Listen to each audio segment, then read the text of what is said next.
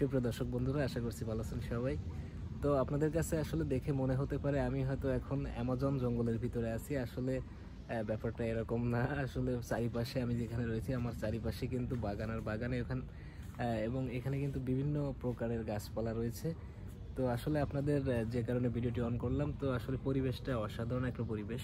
So সাধারণত প্রথম অবস্থায় দেখে হয়তো যে কারণে মনে হতে পারে যে হয়তো আমি এখন কোনো জঙ্গলের ভিতরে আছি। তো আসলে আমি আপনাদের দেখানোর একটু চেষ্টা করব।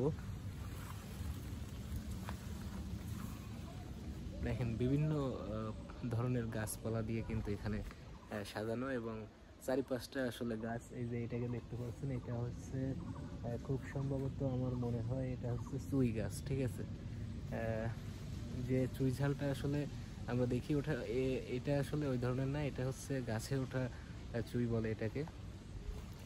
তো এখন আসলে এই গাছপালার ভিতর দিয়ে যে বিভিন্ন ধরনের গাছ, এটা হচ্ছে ওল গাছ, ঠিক আছে। আরও গাছ আছে এখানে, বিভিন্ন ধরনের আম গাছ, কাঁঠাল গাছ, বিভিন্ন ধরনের গাছ আছে।